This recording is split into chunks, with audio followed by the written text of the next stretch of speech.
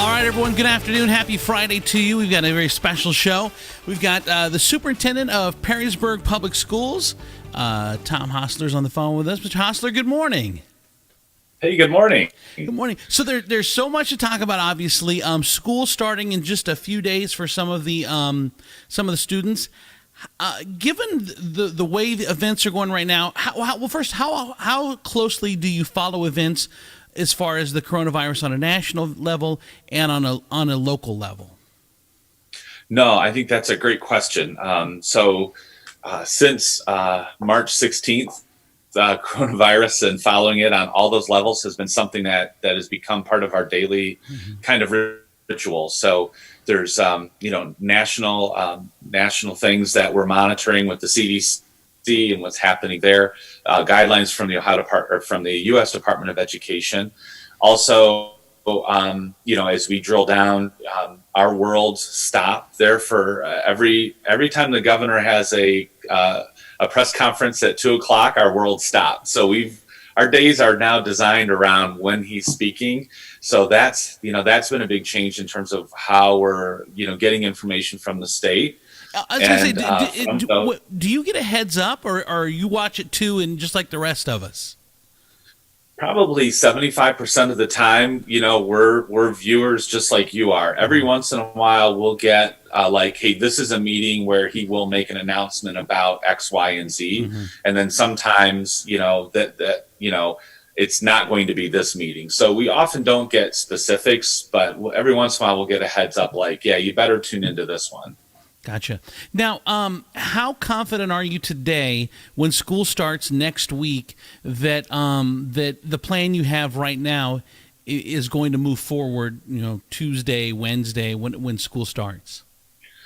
I think we have a plan that is flexible. And the plan that we're starting out with may not be the plan that we return with the following week or the following month. And I think we just have to be open to that. So that's one of the things that we've really tried to drive home to our families and our staff. And I never thought in my professional career that I would be quoting Iron Mike Tyson, the heavyweight fighter. But he had a quote that I think fits, and that is, everybody has a plan until they get punched in the mouth. Yeah. And, this is something where we're going to take some shots to the mouth and to the body, and we're going to have to be flexible. But I think we have a plan that gives our teachers and students the best opportunity to start off the year together, to build those connections with families and teachers and students. And if we do have to make a change where students are going full remote, at least we've had that connection, that kind of baseline to start the year. I think it's refreshing to hear, to keep this completely apolitical, it's refreshing to hear, like, honesty. It's like, hey, I've got a plan, but I think it's good here, too, as well, to say, hey, I'm not sticking to my guns. I don't know. I'm going to take the new information that's coming in on a daily basis, and we're going to have to continue to reevaluate as we move along. I would think as parents, I have kids in four of the schools, I think, and so I find that refreshing to hear from you. Yeah, and here's the challenge. Parents are scheduled with their children. They know what they're doing on Wednesday night, on Thursday night. They have to coordinate, how are we getting them from here to there, all the logistics. So families need to count on that plan of what to expect. And teachers, they plan for the whole year. If you have a teacher and you call and say, hey, on March 12th, what are you going to be doing? They'll be able to tell you what their plans are. So we have an environment and a culture where planning is something that we do. And it's been really tough for our institution, our organization, to come to terms with, well, we have a plan, but we don't know. That we don't know part, I think, has everybody on edge. And it's just not something that we're always the most flexible organization, but this is really forcing us to look at things a little bit differently. And I think communicating with parents is really important about those challenges. I think it's probably been one of the hardest things, because as parents and as a family unit, you need stability.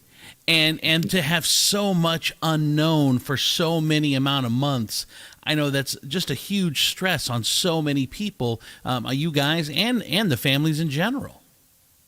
Right. And we recognize that. And I think that's one of the things that we've really been trying to focus on as we come back to school, and hopefully we'll hit our target. And that is for the students that are going to be entering our buildings, this is their school year. They're looking forward to seeing their friends, seeing their teachers. The experiences that they're going to be having, they're going to be a little bit different from last year, but these are their experiences. This is their school year. This is their fifth grade year. This is their seventh grade year. And we really have to embrace that and make the most of those opportunities. And I think once we get into the flow, we'll start to see that kind of thing happening. Kaylee Shar has a question. Who's a mother from Perrysburg. She says, "What do you think a 4-day school week? Why do you think a 4-day school week is better than hybrid for K through 8? The 2 in person, 3 days virtual. 20 to 24 children, 4 days a week in these small classrooms is setting the schools up to fail. The hybrid model would put half the amount of students in a room at a time. That would be easier to space them out. You cut busing for high school and kids within 2 miles of the schools to space the kids out, but you're packing them into the classroom like a normal year. What do you say?" Yeah, that's a great comment. It's a great question. And in the end, she may be right. We may have to resort to making that change. But what we've done is we've put, and if you go out and look at the different, the CDC, the American Academy of Pediatrics, the Ohio Department of Health, all of them have guidelines. And the guidelines are, when possible, strive. They don't require it. They're saying strive for social distancing, wear a mask if when you're within that, that 3 to 6 feet. And then it also says keep students in a cohort. So one of the things that we wrestled with is in grades 7 through 12, students are more independent. I think most students are. If you have a 7 to 12 grader, you might be rolling your eyes at me right now, and I get that. Right. But in theory, those students are more independent. They can be at home. They understand the online learning. We have a learning platform that they're all, becoming familiar with. And that gives us a little more comfort in allowing those students to be in that remote kind of hybrid blend. Mm-hmm. When you're talking about elementary students, we struggled with this, frankly, and that balancing the need to have those students sitting, in a classroom, getting that direct instruction from a teacher, because it's hard to teach reading online to a first grader. And so we wrestled with that. So, we changed and modified the entire school day as much as we can, so that those students are in that cohort, so they're not mixing with the other 400 students in the building. And so we had to walk that tightrope between what is, how much can we social distance and how much can we accomplish with spreading kids out in the classrooms, and that need to get those younger students who are not very independent into a routine 4 days a week where they're with a teacher and they're learning. And that I get the concern that parents have. I do, but we're starting out with this with the hopes that we can get that instruction and get those students what they need, because that's a challenge for us. Following up on that, I read as I do research to talk to you, I read about a couple schools that are talking about maybe some outdoor stuff, especially when the weather is nice, because if you have to have that many kids, still being able to social distance them, use football fields, use baseball fields, use whatever fields that you have to kind of spread the students out. Had anyone brought that up? Had you thought about that, and pros and cons? Where'd you end up on that? We're encouraging our teachers to go outside, to utilize, that space as much as possible. That's something that we want to encourage staff to do. Setting up, and it came up at a board meeting, and it was a good conversation about setting up tents outside, outside the buildings, where you could take a class of, in this example, the discussion was, take a class of 30 students, put them under a large tent, mm-hmm. and spread out their chairs and desks so you can have 6 feet. And when the logistics of doing that is a real challenge across the board. One, you mentioned the weather. So when it's 90 degrees, which, middle of September, we're dealing with warm weather with rain, access to bathrooms, power, all those kinds of things we'd have to work through to develop a true outside environment, for learning. And that's a challenge, but we are encouraging staff to go outside to do those things as much as we can. But I know they said, back, there was an article, I think in the Wall Street Journal recently about, back in 1918, they had outdoor classroom, Right. outdoor schools. Yeah. They had what they called Eskimo sitting bags, where they were basically like a sleeping bag, and they would put hot rocks in the feet of those to warm up the kids. Wow. Something tells me that probably wouldn't fly in Perrysburg, Probably not. just, but I do think there are some things that, again, I think it stretches us with what we have to do and what our expectations are. And being outside and getting in that environment, I think is important. But at the same time, in our high school, for example, we have 1,700 students. Putting 1,700 students outside at the same time, there's some logistic real challenges with that, or younger students and supervision. And so some of these things sound really good, but when you start to say, okay, how does that work in a bathroom? How does it work when a student is outdoors in second grade and has to go inside to use the bathroom? How do we make sure that person gets there and gets out? There's a lot of those logistic things, but I think we have to be open and creative as much as we can, and really encouraging to take advantage of the outdoors when we can. As schools are just starting back, like as soon as Georgia's schools started back, we already saw coronavirus and things. Some of the schools weren't taking any or very few precautions, so that had something to do with it. But why not maybe push the school year off till after Labor Day? Let some schools let's instead of being the guinea pig, let some schools go back and see how it goes, instead of jumping in, just next week. Was that a consideration? It was, and part of our planning, and now that we're getting the school year underway, we're forming a task force that will have staff, administrators, some parents, and students to work on how can we improve going full remote and that experience. And one of the reasons that we're starting to focus on that is our concern is every week I'm talking to health directors in 2 different counties. I've been fortunate to connect with infectious disease doctors that specialize in that area, and other types of doctors, physicians. One of the things that I'm hearing is the grave concern over the months of November, December, and January. When more people are inside, the air circulation quality in homes and businesses and in schools are suspect. You're not opening windows, you're not outdoors. And then we have the natural course of all the different viruses that circulate normally in that time. Right. And I think that the CDC put out a warning just this week saying we're really concerned about those months. So our thought is, let's get the school year started now. Let's do this flexible plan, and let's really work hard.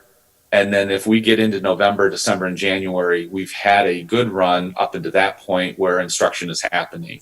It doesn't sound like much, but those 3 weeks between now and September, those are going to be pretty critical for us to try to get, the students back. They've been out for over 118 days or something like that. Mm-hmm. So with all of these conversations and suggestions, there's really no right or wrong answers. And what works for us is that kind of like, not that we're doom and gloom, but we need to be prepared for every scenario in November, December, January. We're worried about that now. Well, and it makes when I first wanted to ask that question, that was before the CDC warning was pretty dire yesterday, saying you put the flu with the COVID and the cold weather and people indoors. It was pretty dire. So what you're saying now makes more sense to me. Like you said, get as many days in before it gets worse again. Which now seems to make sense. What's your sense on high school sports? I know that there hasn't been an announcement yet, but what do you think? Um, Or is you or is know, that the least of your worries right so now? let, no, it's a big worry. And so let me answer it a couple different ways. So I'll put my school superintendent hat on Hmm.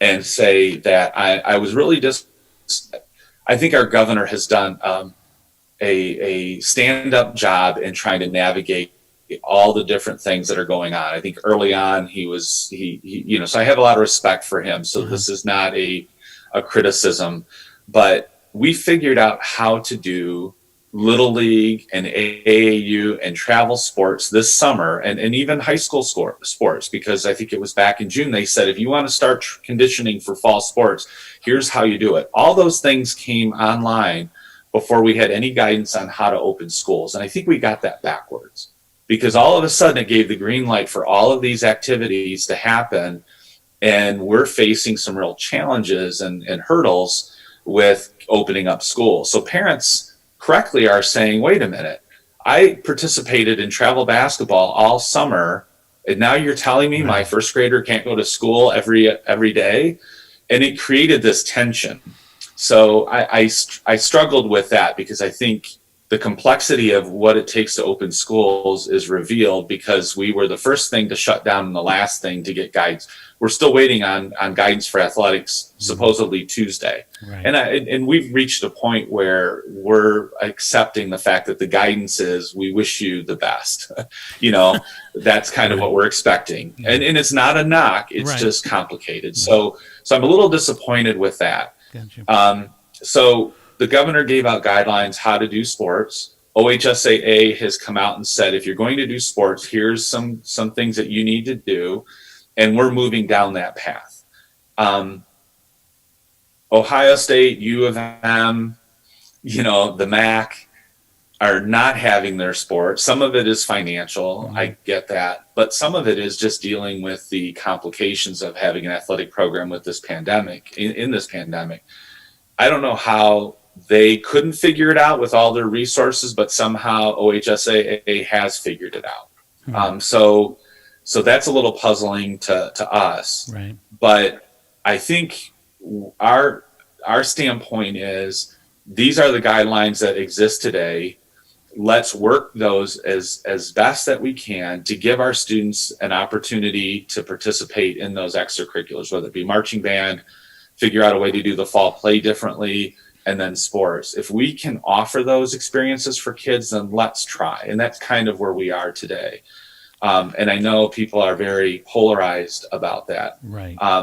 Putting my dad hat on, I had a son that graduated last year, was a spring athlete, lost track season, Hmm. and he was really looking forward to it. As a parent, we were looking forward to it. He was a defending champ in his event in track, and was being recruited by colleges, and that all went away. So as a parent, I can mourn that what was lost, and so I relate to the families that are holding their breath now, because we lived it. But I think we have to be realistic about how can we do this when we have kids that are spreading COVID between teammates and coaches.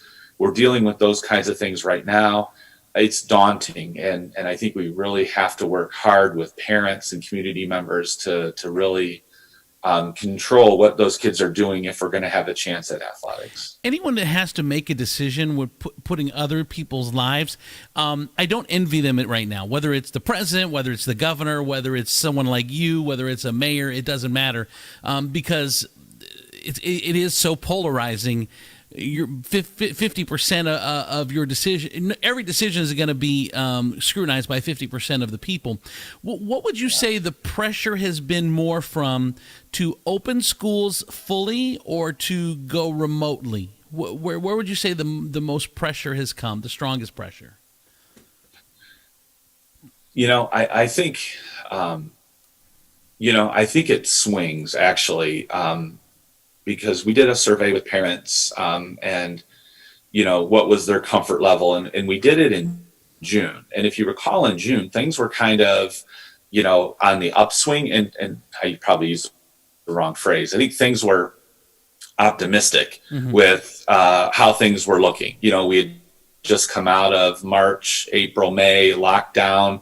We saw things dropping, the cases, and I think there was some optimism at that point in time between comfortable and very comfortable returning face to face.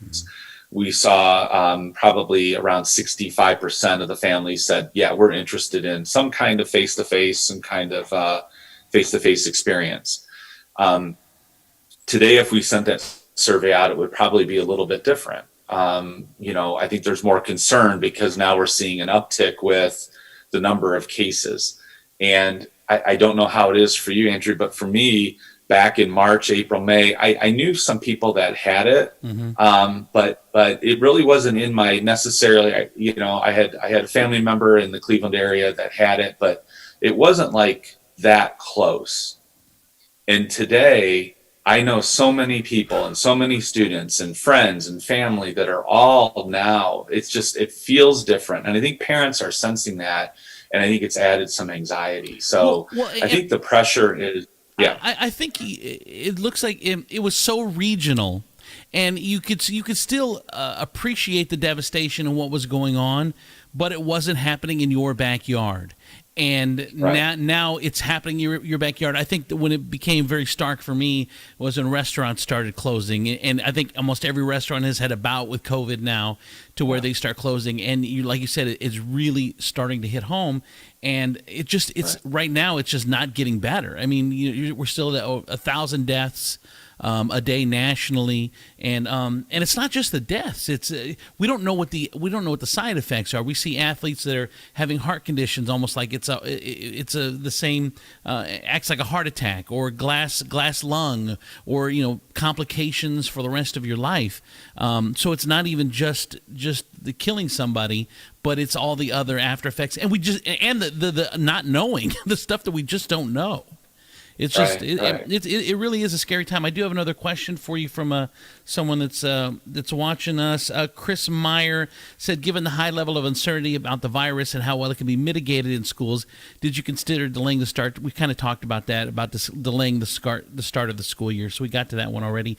Don Coleman said, until there is a vaccine, do you think that we'll be on a hybrid schedule the whole year? Does he feel prepared for the school year? I mean, you kind of said you felt prepared for it, but I mean, I'll let you answer that one, but I want to answer a different one before that.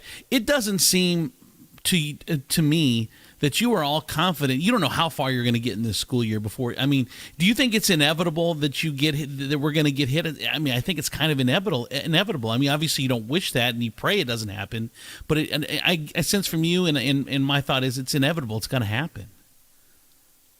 I think there's a couple of scenarios that keep me awake at night.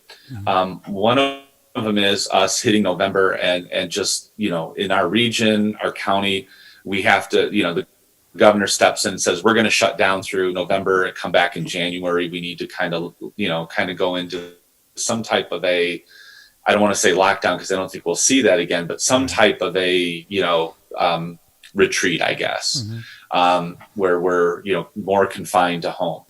I see that's a scenario, and I mentioned that we're beginning to prepare for that in earnest, and hopefully we'll never use those things.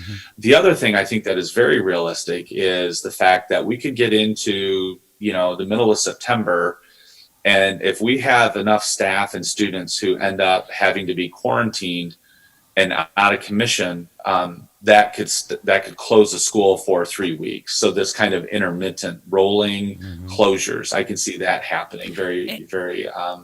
I think there's a possibility of that. And that to me is a bit disastrous too, because if you remember a couple of years ago, we had really bad snows, and it just seemed like we just never. I remember. Thanks for reminding me. Yeah, we never really got rolling again on school, because it seemed like every week or two we were closing down, and it didn't seem like the kids got a full time of learning. So I mean, it kind of feels like that. Like it's gonna start and stop, and there's really, we have to be prepared for no routine. I mean, as bad as that sounds, I mean, that's kind of where we're at, and it's not a great scenario, but we have to. It's the times we're living in.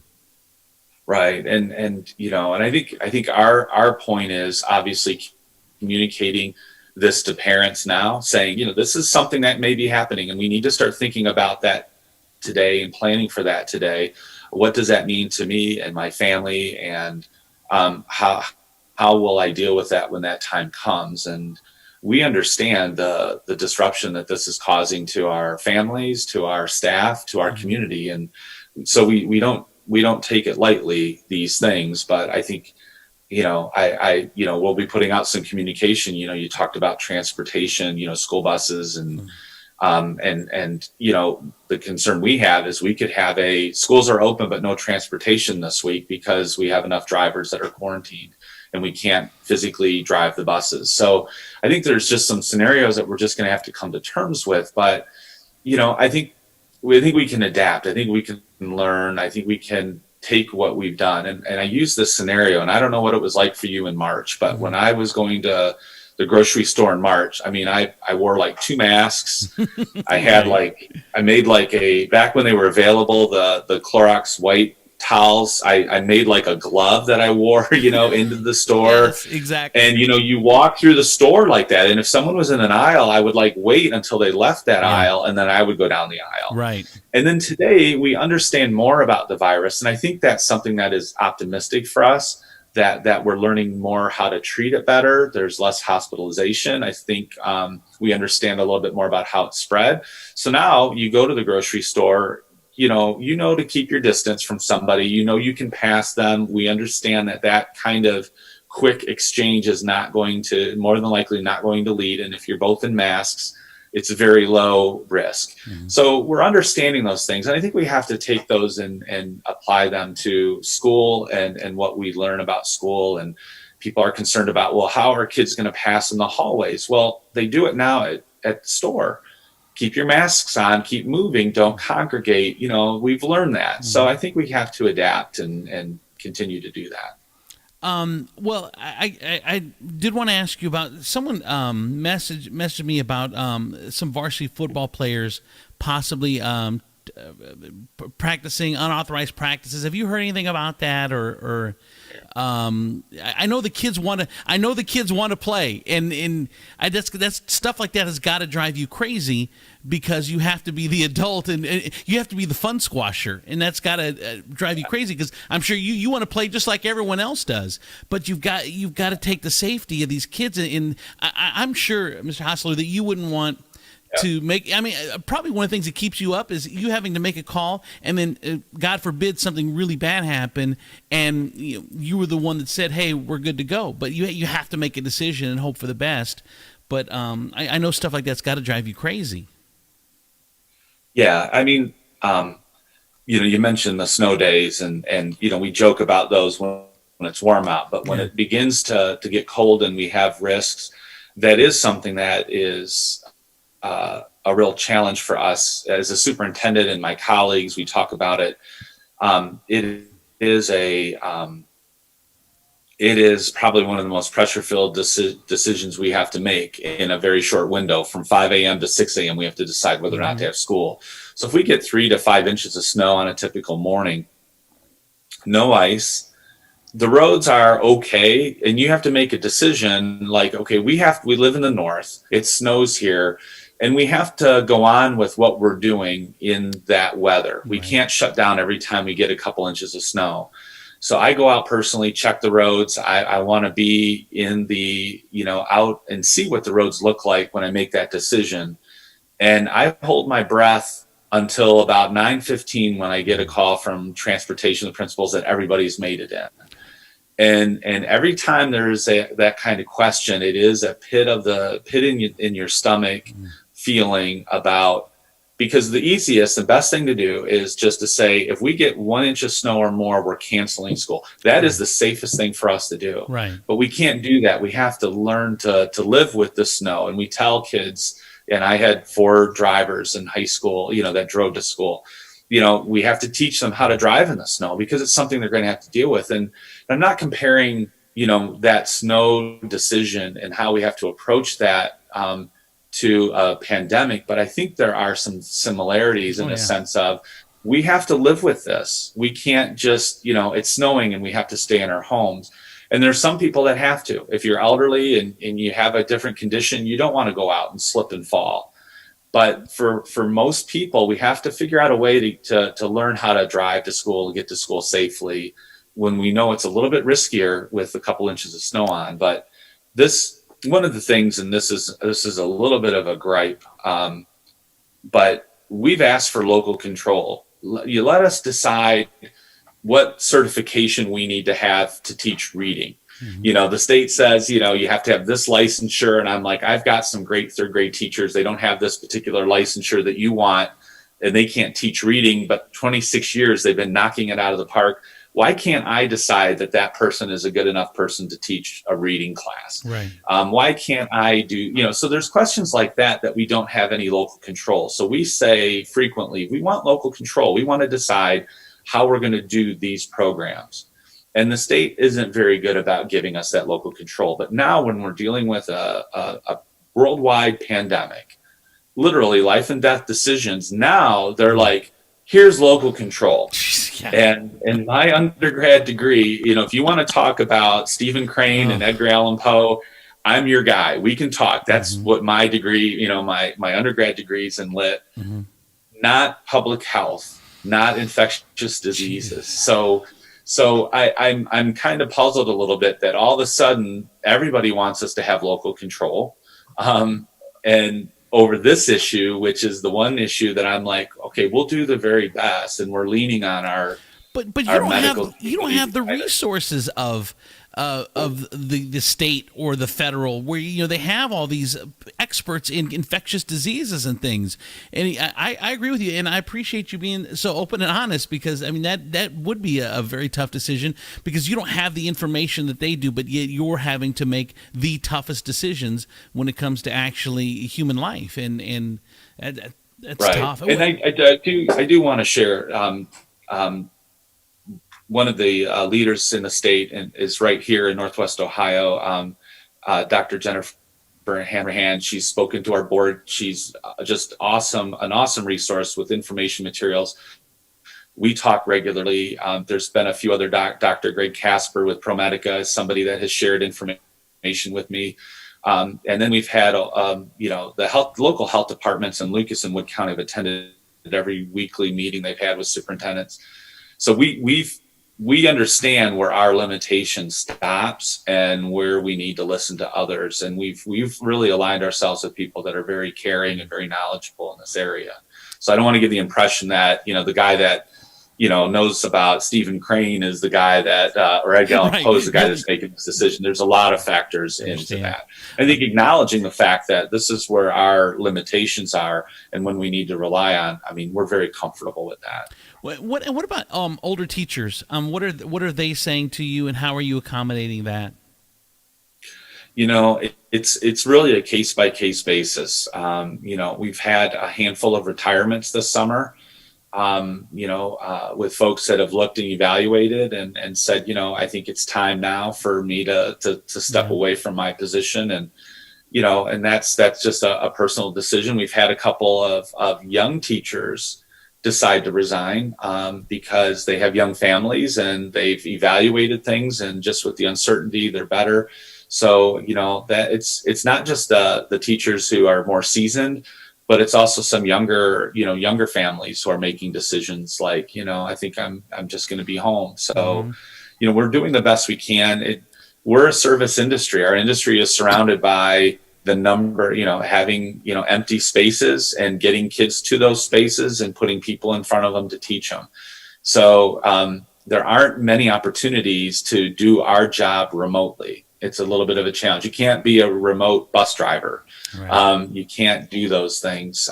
Classroom, there's very limited, we need somebody in with the students. You can't really teach a full class remotely and not have any adults in there. So we don't have a lot of options. Like a lot of companies, they're telling their staff, we're going to be remote through January, right. And it's working for them. Little challenging for us with our industry. Right. What about those parents that, if their child's going to school 2 days a week, or their child's going to school 4 days a week, there's still those extra 1 day to 3 days that they're not. And if they're a single parent, their kids are we offering any help to those students that don't have anyone at home? I think as we get going, we'll try to make resources available. Um, that's really a hard that when I talked about recognizing the disruption that this is causing to families, this is one of those areas. We hear from working parents, from single parents who are saying, this is really challenging. And that's why, part of it is our plan is gearing up towards having more independent students at an older age, having those 3 days a week. And then the younger students, it's 1 day a week. So we're hoping that approach has, given families the ability, we're trying to cover 1 day for those students that are less independent than those that are. But, the academic piece, that's something that we're going to continue to try to increase that rigor. And that's part of the work that we're doing. That remote Monday, I just wanted to mention that, where all the students in the district are off on that Monday. There's actually some thought process behind that. One, we have a number of students that are medically fragile, and families are making tough decisions with that. And that having the building closed for 2 days and then only having staff in on that Monday allows an opportunity perhaps for those families to feel comfortable to bring their children into the school. If there's any kind of assessment or anything that needs to be done, that's a window for them to do that. The other thing that we know is that this whole remote opportunity that we're talking about, teachers here in Perrysburg are outstanding. They've done a great job mastering that face-to-face instruction. Well, now we're asking them to do face-to-face instruction. We're asking them at different levels to do remote, almost like a college class, where we're face-to-face 2 days a week, and then these are the things you need to do outside of class. And then we're also asking them to deal with students who are going to be, quarantined for 14 days at a time. So how do teachers find the time? Where do they plan to have to upload the information to connect with those students that are remote for 2 weeks because they're under quarantine? How are they able to kind of bolster their ability to do that online instruction and then maintain that face-to-face? So that Monday becomes a day that's going to be very important with giving them the time to do those things with fidelity. Because if we're going 5 days a week and then you're having kids who are, quarantining, where do you find the time to do those things, to connect and, adjust to these different teaching platforms? So that Monday is pretty critical for that purpose. It's going to be interesting to see once this is all said and done and we finally have a vaccine or just have it figured out or whatever, that how much of what you're having to do now by necessity is going to be incorporated long term. Yeah, we just talked about that. You don't know until you start. You have to see what's working and what's not, probably, I'm guessing. But Right. Well, we were just talking about that. So just one thing that came to mind, because we were discussing this yesterday. We are very fortunate in Perrysburg in grades 5 through 12. We have 1-to-1 laptops. So kids have a device that we give them. So we're very grateful, especially during this time. It makes a huge difference in delivering that remote instruction. But anyway, we used to have lineups where people had to come in and had to fill out forms and pick up their laptop, and they had to, and because of the pandemic, we set up all the registration materials online, and it's drive up. So cars are driving up. It's open from this time to this time. There's a tent out in front of the school. And the transaction is very limited, very quick, and everyone is happy with that. So we're like, that's just one example of several. You're like, we like that, I think. Yeah, something that's going to stick. So I think it's forced some teachers to integrate technology in a way that they haven't. When our K through 4 teachers went to online, Schoology is a learning platform that we use in the upper grades, and it's a learning management system where you can upload like your own, to record yourself lecturing or instructing, showing samples, videos, homework assignments, reading. You can upload links, all these things. And in grades K through 4, we really didn't need to do that because our instruction was done in the classroom. So I've had a number of teachers have talked about how they really like this as a tool, and that's something that is going to expand. And one of the things that it just is a reminder that, back in April, talking with elementary teachers, saying, doing the whole Zoom thing and interacting with them, there were some students that they noticed were, maybe not themselves. And they called the parents later and said, I noticed Andy was not himself. Do you mind if I call him later tonight? And they had like a half-hour conversation. Mm-hmm.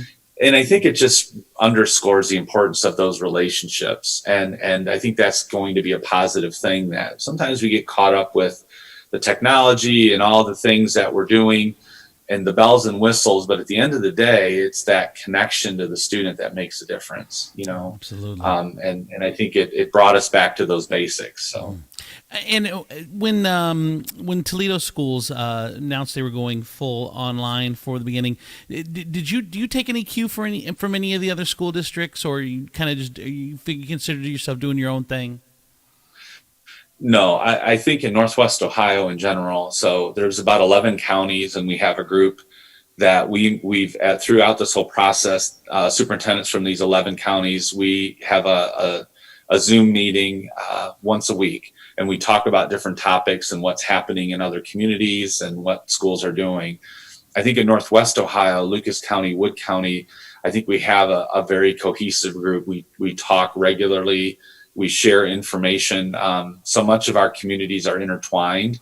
It's really hard to be kind of an island. Mm-hmm. So, I've explained to many parents and families, well, if we're in Wood County, so it doesn't matter what Lucas County is doing. And I say, no, this virus is not bound by a zip code. And our families are probably more connected to Toledo and the suburbs of Toledo than possibly to Bowling Green, when you factor in families that they're visiting on the weekends, when you factor in where people work, where they shop and eat. Our 5 of our high schools that we compete against are in Lucas County. So we pay attention to what's happening there. It doesn't drive what we do, but there's late night phone calls with superintendents like, here's what's going on in our district. We just want you to know, just so that as we plan. And Penna Career Center is a great resource for our students that we're a member district, and they're pulling from all of these. So we also have to take into account those other programs that we share with other districts and communities as well. So we're very, Dr. Duran and I, we talk pretty regularly, actually. So well, I tell you, Tom, as a parent, like I said, we have 4 kids in the school district in 3 different schools, and after speaking with you, I just feel confident that, hey, you've got the best interest of the kids, and I think that's almost. I couldn't imagine anyone that was doing any making any decisions politically. I don't even think that enters into your guys' minds. It's the school district, it's your community, it's that stuff. And I think, you're doing the best you can. And I love the fact that you're open. You're like, hey, I don't know what's going to happen tomorrow. I don't know what's going to happen next week, but this is the plan for now, and have some contingency plans in place. But we don't know when we're going to have to go to them, or hopefully we don't have to go to them. Hopefully this is the way it works. And I appreciate it, and it's great feedback. So thank you, man. We don't always get it right. Get it right. No. And we do try. We're very self-reflective in what we do and what we can do better. That's and great. One of the toughest things for me personally during this time is that the number of emails and phone calls that we're getting. I really pride myself on trying to get back to families. If you call my voicemail now, I leave my cell phone number there, because that's just the way that I try to operate. Mm-hmm. And the number of emails from staff, from families, I just have not been able to keep up. And there are those when you do respond and someone responds with 10 more questions, with everything else going on, all of our planning, it's been really hard to keep up with that. But we've really tried to communicate with the community with FAQs and letters and communication. So we hope people are patient and understanding. That's an area that I struggle with now, where I'm like, I'm disappointed when I get that email or call, like, you haven't responded to my email, and we're trying to get to it. So doing our best. All right, Tom, thank you so much. I appreciate you spending time with me, and anytime. And good luck on the school year, my friend. Yep, and be safe, and we'll do the best we can, and go Jackets. Thank you, sir. Go Jackets. There it is, Superintendent Tom Hosler. Thank you for spending some time with us this morning. We appreciate it.